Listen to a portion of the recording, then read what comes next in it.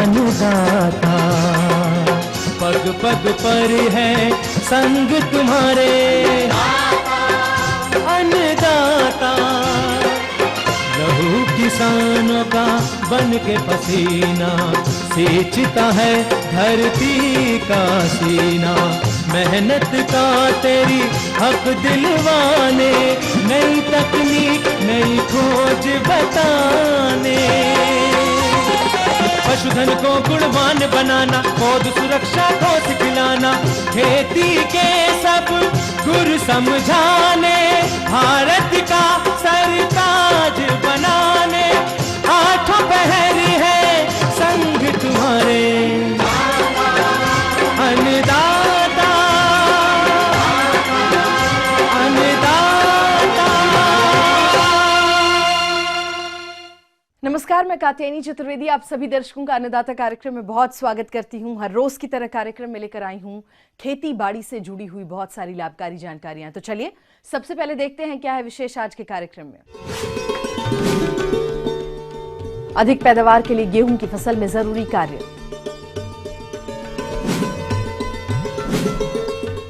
Low tunnel poly house में nursery तैयार करने की तकनीक एवं इसके लाभ। सर्दी के मौसम में मछली तालाब एवं मछलियों की देखरेख और प्रबंधन।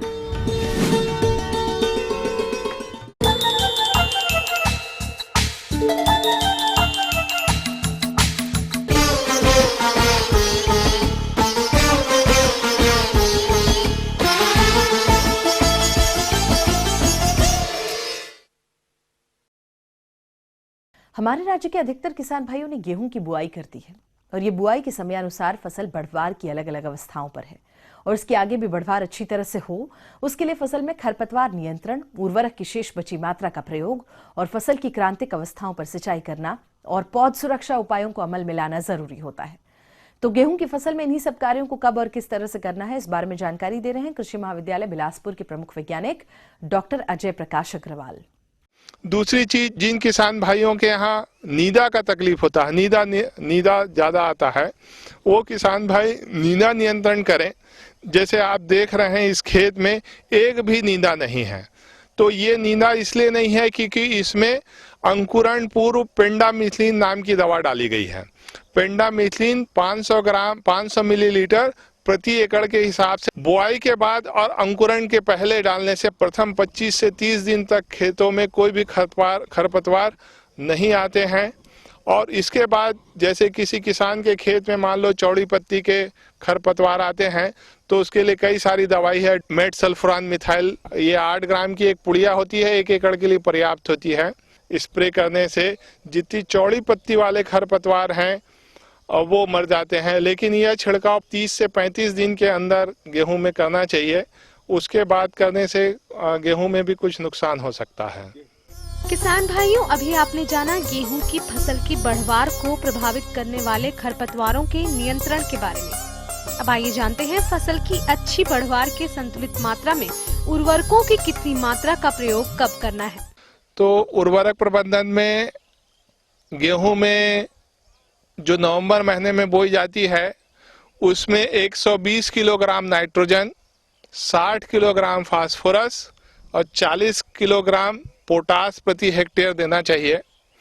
इसमें पोटास और सुपर फास्फेट की पूरी मात्रा बुआई के समय देना चाहिए, जबकि नाइट्रोजन की जो कि यूरिया के रूप में दी जाती है सामान्यतः, उसकी 1/3 मात्रा बुआई के समय और 2/3 प्रथम पानी के समय और तीसरी मात्रा द्वितीय पानी के समय देने से अधिक उत्पादन प्राप्त होता है। तो इस प्रकार नाइट्रोजन, फास्फोरस और पोटास डाल के किसान भाई गेहूं का अच्छा उत्पादन ले सकते हैं।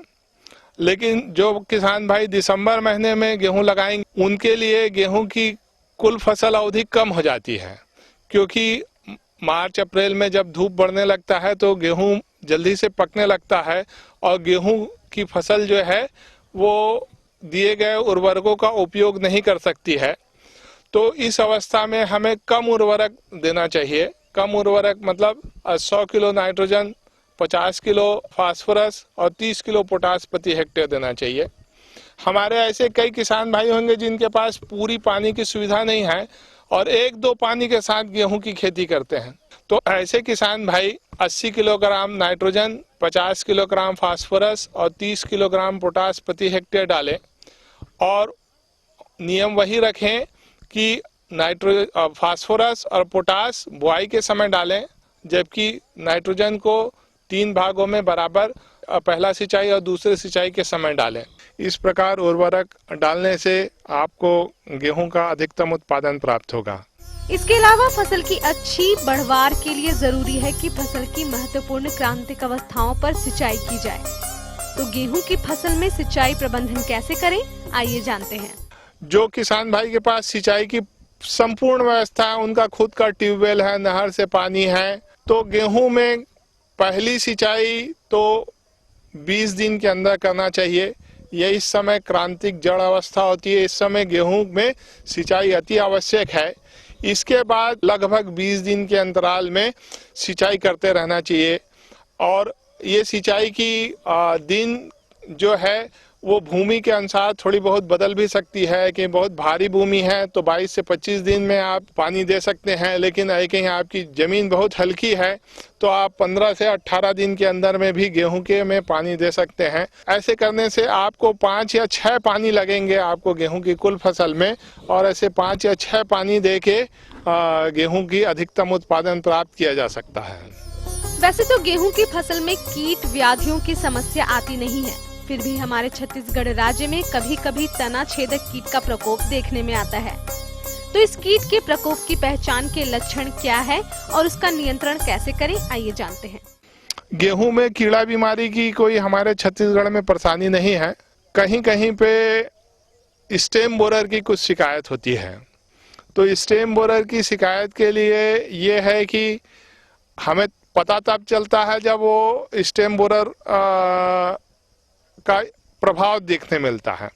तो उसके नियंत्रण के लिए जरूरी होती है कि जब बाली निकली नहीं है तब कहीं आपके फील्ड में हरे हरे गेहूं के खेत में सफेद सफेद तितलियां कहीं आपको घूमती दिखाई दे रही हैं और वो भी ज्यादा मात्रा में, तब वो स्टेम बोरर की तितलियां होती हैं और वो अंडा देती हैं और अंडा देके वो अंडा अंदर चल देता है। फिर जब वो फूटता है, लार्वा बनता है, तो वो जहाँ से बाली निकलने वाली होती है उस जगह को काट देता है, इसलिए बाली सूखी निकलती है। तो मान लीजिए सफेद तितलियां जब दिख रही हैं आपके खेत में, तब आप उसमें कीटनाशक दवा का प्रयोग करके उन तितलियों को मार दें तो आपके खेत में स्टेम बोरर का इफेक्ट नहीं आएगा। तो ये थी कुछ उपयोगी जानकारियां। एक छोटे से ब्रेक के लिए यहाँ रुक रहे हैं, जल्द लौटेंगे।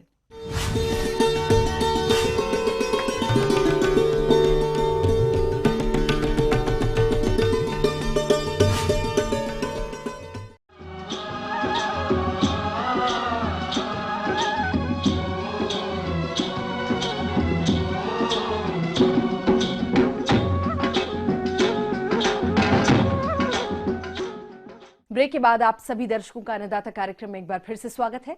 बढ़ते हैं अगली प्रस्तुति की ओर।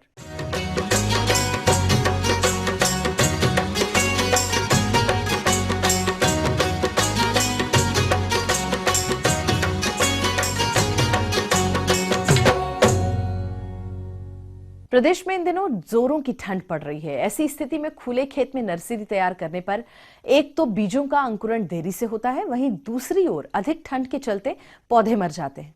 लेकिन किसान भाइयों, यदि आप नर्सरी लो टनल पॉलीहाउस में तैयार करते हैं तो स्वस्थ और अच्छी पौध तैयार कर सकते हैं। तो क्या है ये लो टनल पॉलीहाउस और इसके क्या क्या फायदे हैं, आइए जानते हैं एक प्रगतिशील कृषक सत्यपाल सैनी से। ऑफ सीजन यानी कि बेमौसमी पौध बैंगन की या मिर्च की कैसे हम तैयार कर सकते हैं। देखिए, जैसा कि आप देख रहे हैं कि अब दिसंबर जनवरी का महीना हमारे लिए जो है बहुत ठंड भरा होगा, तो इस ऐसे मौसम में हम कैसे अपनी नर्सरी तैयार कर सकें ताकि हमारी पौध जो है फरवरी महीने में हमें तैयार मिल सके। सबसे पहले देखिए हम क्या करते हैं इसमें कि जो वैरायटी हमें लगानी होती है उसका जो है कहीं से अच्छी विश्वसनीय जगह से आप बीज लेकर आएँ। जैसे कि हमारा 10 फीट लंबा और 3 फुट चौड़ा अगर बेड है तो उस पर लगभग 2 पैकेट यानी 20 ग्राम हाइब्रिड जो अगर आप बैंगन बो रहे हैं तो पर्याप्त रहती है। मैं ट्राइकोडर्मा से अपने इसको बीज को शोधन करता हूँ।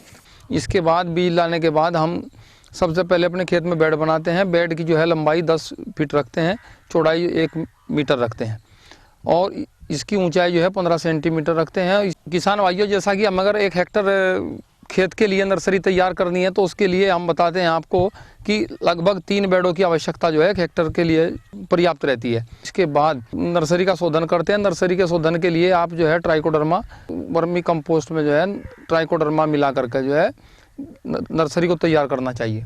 खाद उर्वरक की बात हम करते हैं तो इसमें जिस टाइम हम नर्सरी तैयार करने से पूर्व हम बेड बनाते हैं तो इसमें प्रति बेड के दर से जो है 1 किलो हम इसमें NPK डाल करके जो है इसको जो है अच्छी तरह मिला देते हैं। इसके बाद हम फिर बेड तैयार करने के बाद लाइनों से जो है इसकी बिजाई करते हैं। ध्यान रहे कि 8-10 सेंटीमीटर जो है लाइन से लाइन की दूरी रहे और पेड़ से पेड़ की दूरी जो है 3-4 सेंटीमीटर जो है रखते हैं। और इसके बाद इसमें लाइनों में बिजाई करके इस पर जो है शोधन किया गया जो है केंचुए की खाद या अपना कंपोस्ट खाद जो है शोधित करने के बाद ही इसको जो है हम डालते हैं। और बिजाई करने के बाद इसको जो है सबसे पहले इसकी सिंचाई करते हैं। सिंचाई करने के बाद इसको पॉलीथीन से कोटेड करते हैं। 10 फीट जो हमारा लंबाई का बेड है, इस पर 10 हमारा जो तार हैं, इसके 10 तार एक इस पर लगेंगे और ये घुमावदार तार होते हैं जिनके ऊपर जो है ये जाली और पॉलीथीन सेट किया जाता है। पॉलीथीन जो है इसमें अपनी सफ़ेद रंग की पॉलीथीन होनी चाहिए। महंगे वाली पॉलीथीन लेते हैं तो इसमें जो है आप 2-3 साल तक हमारी एक ही पॉलीथीन जो है काम कर देती है। जब इसकी जो है जमा हो जाए तो ये ध्यान रखना है कि जब भी इसमें खरपतवार निकल आए तो हल्की जो है खुरपी के सहारे या हाथ के सहारे से जो है इसको खरपतवार को जो है उखाड़ करके इसका नियंत्रण करना चाहिए। और लगातार इस पर इस बात का निगरानी रखने की जरूरत है कि किसी प्रकार का कोई इसमें कोई फफूंदजनित रोग न आ पाए। लेकिन अगर मौसम का अधिक उतार चढ़ाव होने के कारण फिर भी कोई अगर ऐसी समस्या आ जाती है तो किसान भाइयों आप स्प्रे कर सकते हैं। उसमें आप जैसे कि कॉपर ऑक्सीक्लोराइड या डाइथेन M45 का स्प्रे। टनल के अगर फायदे की बात करते हैं तो किसान भाइयों इसमें सबसे पहले यही है कि एक तो हमारा जो साधारण तौर पे हम खुले में पौध तैयार नहीं कर सकते। एक तो इसमें जो है पॉलीथीन लगे होने के कारण इसमें टेम्परेचर हाई हो जाता है और इसमें जो है बेमौसम पौध तैयार हो जाती है। दूसरे पॉलीथीन से जो हमारा पाले की बात है, जो इससे पाले से बचाव भी इसी से होता है। उससे दूसरा फायदा यह है कि जितने भी कीट पतंगे जो इधर उधर से उड़ करके इसमें मोजक वगैरह के जो वायरस को फैलाते हैं उसका प्रकोप बिल्कुल नहीं होता। मेरा आधा एकड़ का क्षेत्र है, इसमें 150 बेड हमारे पास है। इसमें 30 बेड हमारे पास फिलहाल मिर्च की हैं और 120 बेड बैंगन के हैं। तो इसमें लगभग 60 हेक्टर की पौध किसान भाइयों के लिए जो है तैयार हो जाएगी। खर्चे की अगर हम बात करें कुल मिलाकर के टोटल लेबर का, रस्सी का, तार का, जितना भी टोटल कॉस्ट है इसमें 70,000 रुपये का इस पे कॉस्ट हमारी जो है पहले साल की कॉस्ट है। पॉलीथीन है हमारी 5,000 रुपये की है पॉलीथीन का, इस पे 150 बेड पे जो है खर्चा है। और 15,000 रुपये की हमारी जो तार हैं, 10,000 रुपये का इस पे जालियां हैं और 2,000 रुपये की रस्सी। इस प्रकार आधा एकड़ में हम जो 6 महीने के अंदर 2 फसलें हम लेते हैं, लगभग 2 लाख रुपये का इसमें शुद्ध जो है प्रॉफिट हो जाता है। अगर धुंध अधिक है तो आप 2 महीने में, और अन्यथा मौसम साफ सुथरा है 45 दिन के बाद आपको एक बहुत अच्छी जो है नर्सरी आपको तैयार मिलेगी। ये बेमौसम की पौध अगर आपको तैयार करनी है तो पॉलीथीन से ढकना अति आवश्यक है, अन्यथा खुले में आप किसी भी प्रकार से पौध तैयार नहीं कर सकते। तो आगे कुछ और भी रोचक जानकारियां हैं, लेकिन एक छोटे से ब्रेक के लिए रुक रहे हैं, जल्द होंगे हाजिर।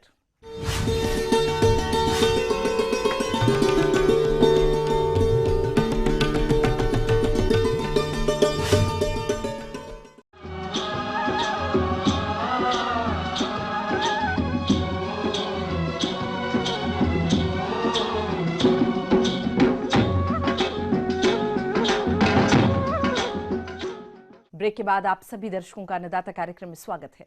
चलिए अब रुक करते हैं अगली कड़ी की ओर।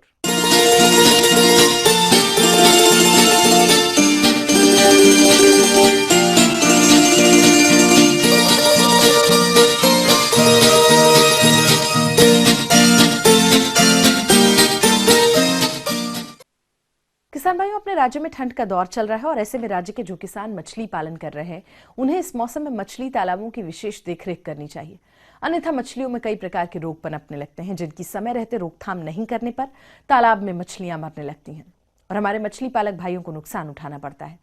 तो मछली पालक भाइयों कैसे करें इस समय मछली तालाबों का प्रबंधन, आइए जानते हैं मत्स्य विशेषज्ञ डॉक्टर शिवेंद्र कुमार से। अभी का जो ठंड की मौसम आ गई है तो इस समय सबसे ज़्यादा जो दिक्कत होती है कि टेम्परेचर का, तो वाटर पानी का जो टेम्परेचर होता है वो बहुत ही कम हो जाता है। किसान भाइयों, जाड़े के मौसम में मछली तालाबों के पानी का तापमान भी घटने लगता है, जिससे मछलियों की बढ़वार प्रभावित होती है। इसलिए इस समय मछली तालाब का प्रबंधन कैसे करना है, आइए जानते हैं। कि मछलियाँ जो होती हैं वो कोल्ड ब्लडेड एनिमल हैं, मतलब कि उनका जो शरीर का टेम्परेचर है, जितना टेम्परेचर पानी का होता है उतना ही टेम्परेचर उनके सारे अंदर के बॉडी का भी हो जाता है, जिसके कारण कि उनका सारा जो प्रक्रिया है, डाइजेशन से लेकर मेटाबॉलिज्म से लेकर सारा प्रक्रिया उसी टेम्परेचर के अनुसार धीरे धीरे, क्योंकि टेम्परेचर कम हो जाता है तो उनका सारा टेम्परेचर कम हो जाता है, मीन्स काम करने की जो कैपेसिटी है डाइजेशन और मेटाबॉलिज्म की वो भी कम हो जाती है। सो जाड़े में मछलियों का एक स्पेशल केयर लेना बहुत ही ज़रूरी है अच्छा प्रोडक्शन लेने के लिए। किसान भाइयों, जाड़े के मौसम में तालाबों के पानी में ऑक्सीजन की मात्रा कम हो जाती है, जिससे मछलियां पानी की सतह पर आने लगती हैं। पानी में ऑक्सीजन की मात्रा बढ़ाने के लिए तालाबों में जगह जगह पर एरिएटर लगाएं या फिर तालाब में पानी को बौछार के रूप में गिराएं। इससे पानी में ऑक्सीजन की मात्रा बढ़ जाती है। किसान भाइयों, तालाबों में मछलियों का उचित ढंग से विकास हो, इसके लिए सही मात्रा में संतुलित आहार मछलियों को देना पड़ता है। तो इसके लिए आहार में कौन कौन से पोषक तत्वों को कितनी मात्रा में मिलाना है, आइए जानते हैं। तो है कि इसमें अच्छा होगा कि ये डाइजेस्टेबल, जितना ज़्यादा से ज़्यादा डाइजेस्टेबल प्रोटीन हो, ज़्यादा से ज़्यादा डाइजेस्टेबल फीड हो, वो देना चाहिए। तो बात आती है कि क्या ज़्यादा अच्छा रहेगा मछलियों के लिए। तो प्रोटीन तो सबसे ज़्यादा ज़रूरी है। प्रोटीन जो हम लोग कार्प मछलियों को खासकर जो हम देते हैं कि लगभग 30% से 30% प्रोटीन देते हैं। अभी प्रोटीन की मात्रा थोड़ी और बढ़ा देनी चाहिए, और ख़ासकर सुपाच्य प्रोटीन जिसमें से कि फ़िश मील आती है उसको थोड़ा सा बढ़ा देना चाहिए। कम से कम 5% उस फीड में फ़िश मील का मात्रा बढ़ाना चाहिए। दूसरा आता है कि लिपिड, जो हम लोग वसा बोलते हैं, उसका मात्रा गर्मी ठंडे के मौसम में थोड़ी बढ़ा देनी चाहिए। जनरली हम लोग 3 से 4% देते हैं, अभी 5 से 6% की मात्रा अगर बढ़ा देते हैं तो मछलियाँ जो हैं वो अपनी बॉडी में जो चाहिए, जितना उनको टेम्परेचर और जितना मेटाबॉलिज्म के लिए चाहिए उतनी एनर्जी उससे मिल पाती है और मछलियाँ का ग्रोथ अच्छा होता है। किसान भाइयों, यदि 100 किलोग्राम मछली का आहार बनाना है तो उसमें चावल का कना 45%, सरसों की खली 45%, हड्डी का चूरा 6%, खनिज लवण 2% और नमक 2% को लेकर मिश्रण बनाएं और पानी को गीला करके जूट या प्लास्टिक में छेद कर तालाब में डालें। याद रहे, मछलियों को आहार सुबह के समय देना उचित रहता है। खासकर हमारे यहाँ के फार्मर्स क्या यूज़ करते हैं कि DORB, D oil rice bran use करते हैं। तो और उसको हम लोग डायरेक्ट तालाब में डाल देते हैं या फिर बोरे में रख कर डालते हैं। तो अच्छा होगा कि अभी उसको ना यूज़ करें। और अभी फ्लोटिंग फीड आता है जो कि पिलेटाइज्ड फीड बोलते हैं। उस फ्लोटिंग फीड को यूज़ करने से क्या होगा कि वो अच्छे से पका हुआ रहता है और अभी मछलियों को उसको पचाने में ज़्यादा सहूलियत होती है। तो अच्छा होगा कि अभी बना बनाया हुआ जो कंपनी का जो फीड आता है उसको यूज़ करें किसान भाई, तो उससे ज़्यादा फायदा होगा।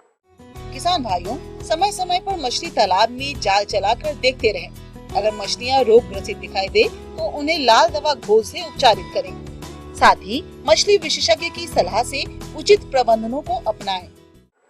फिर बात आती है कि वाटर क्वालिटी की, कि कैसे हम लोग वाटर क्वालिटी अभी के ठंड के मौसम में क्या होती है कि एक लाल तरह की काई जम जाती है पूरे तालाब में, जिसके कारण कि क्या होता है कि ऑक्सीजन की कमी तालाब में होने लगती है और मछलियाँ मरने लगती हैं।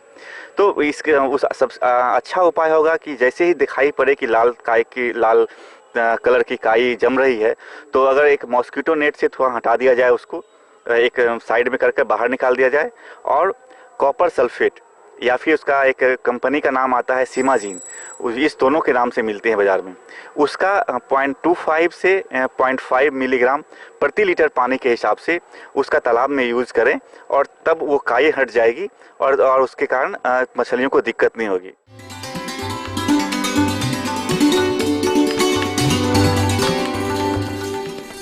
अन्नदाता हेल्पलाइन निशुल्क फोन संपर्क सेवा के माध्यम से आपके द्वारा पूछे गए प्रश्नों में से 1 या 2 महत्वपूर्ण प्रश्न को हम अपने कार्यक्रम में शामिल करते हैं, और इसी के तहत आज का चयनित प्रश्न और उसका जवाब इस प्रकार है। अन्नदाता कार्यक्रम में आज जो प्रश्न हमने शामिल किया है उसे पूछा है नागदा, जिला उज्जैन से मनोज धाकड़ ने। यह मसूर की फसल में किए जाने वाले प्रबंधन कार्यों के बारे में जानकारी चाहते हैं। तो मनोज जी, आपकी जानकारी के लिए देखिए कार्यक्रम का यह अंश। मसूर के किसानों के लिए अभी जो मौसम चल रहा है काफ़ी अनुकूल है। अभी जिन किसान भाइयों का मसूर की फसल 20 से 25 दिन की हो गई है, उनको सबसे पहला आवश्यक है कि उसमें खरपतवार उगाए होंगे और उसका वो निराकरण करें।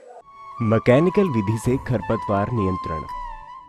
खरपतवार निराकरण करने के लिए ये परंपरागत तरीका, अगर कतार में बोए हैं तो हैंड हो या व्हील हो का उपयोग करके उसमें आर्थिक रूप से अच्छे ढंग से खरपतवार नियंत्रण कर सकते हैं। अगर छिटकवा विधि से मसूर लगाए हैं और ऐसे में खरपतवार ज़्यादा उगाए हैं तो खुरपी, मैकेनिकल खुरपी से ही निराई गुड़ाई कर सकते हैं। चौड़ी पत्ती वाले खरपतवारों के साथ साथ मसूर की फसल में बाधा डालने वाले कीट एवं कीट रोगों को बढ़ावा देने वाले सकरी पत्ती वाले खरपतवार भी उग जाते हैं, जिनका नियंत्रण इस प्रकार से करें। उसमें आपको क्विजिलोफाफिथाइल नाम की एक दवा मिलती है, उसका उपयोग आप प्रति हेक्टेयर केमिकल के रूप में आप 100 ग्राम से 150 ग्राम तक का उपयोग कर सकते हैं। 2 लीटर प्रति हेक्टेयर के दर से उस दवा का स्प्रे करना आवश्यक। ऐसा अगर किसान कर लेते हैं तो खरपतवार से उनको निजात मिल जाएगा। किसी भी फसल के बढ़वार और विकास के लिए सिंचाई सबसे महत्वपूर्ण है, लेकिन मसूर की फसल के लिए सिंचाई कितनी जरूरी है जानते हैं? सिंचाई जनरली इसमें आवश्यक नहीं होती है, और अगर सिंचाई आप फ्लड इरिगेशन करते हैं तो बिल्कुल विपरीत प्रभाव पड़ता है। तो किसान भाइयों को ये बताया जाता है कि सिंचाई नहीं करें, और बहुत आवश्यकता है, बहुत सूखा की स्थिति है और महसूस करते हैं तो स्प्रिंकलर संभव है तब सिंचाई करें। इस फसल में उकठा रोग के कारण फसल की काफी क्षति होती है, लेकिन इस रोग की रोकथाम किसान सही प्रकार से नहीं कर पाते। तो कैसे करें इस रोग का नियंत्रण, आइए जानते हैं। उकठा रोग का प्रभाव देखा जाता है, तो उससे बचने के लिए और पौधे में अच्छी बढ़वार करने के लिए एक अनुशंसा की जाती है कि 1 ग्राम पर लीटर के हिसाब से कार्बेंडाजिम और किसी माइक्रोन्यूट्रिएंट्स का, जिसमें जिंक, कॉपर, आयरन और मैग्नीज का मिक्सचर हो, उसका 2 से 3 ml, जो बाजार में एग्रोमीन या मल्टीप्लेक्स ब्रांड के नाम से मिलता है, उसका स्प्रे करने पर आशातीत बढ़ोतरी और बहुत तरह से रोग और व्याधियों से छुटकारा प्राप्त होती है। और आइए अब देखते हैं कल दिखाए जाने वाले कार्यक्रम की मुख्य झलकियां। मिर्च की सफल खेती करके किसान कमा रहे हैं अच्छा मुनाफा। अधिक उपज प्राप्त करने हेतु जौ की फसल में किए जाने वाले जरूरी कार्य। हम ये उम्मीद करते हैं कि आज का कार्यक्रम आप सभी दर्शकों के लिए उपयोगी रहा होगा। किसान भाई और अन्नदाता आपकी सेवा के लिए संकल्परत है, और कृषि संबंधित समस्या और सुझावों के लिए आप हमें इस पते पर संपर्क भी कर सकते हैं। तो प्रोड्यूसर अन्नदाता ETV Madhya Pradesh Chhattisgarh, Ramoji film city Hyderabad 501512, और आप हमें ईमेल भी कर सकते हैं। हमारा ईमेल एड्रेस है annadatamp@etv.co.in। और इसके अतिरिक्त आप हमें निःशुल्क हेल्पलाइन नंबर 18004192-155 पर सोमवार से शनिवार सुबह 10 बजे से शाम के 4 बजे के बीच में कभी भी संपर्क कर सकते हैं। तो फिलहाल अन्नदाता की पूरी टीम को दीजिए इजाजत। कल फिर इसी समय आपसे होगी मुलाकात कृषि संबंधित कुछ और महत्वपूर्ण जानकारियों के साथ। तब तक के लिए नमस्कार।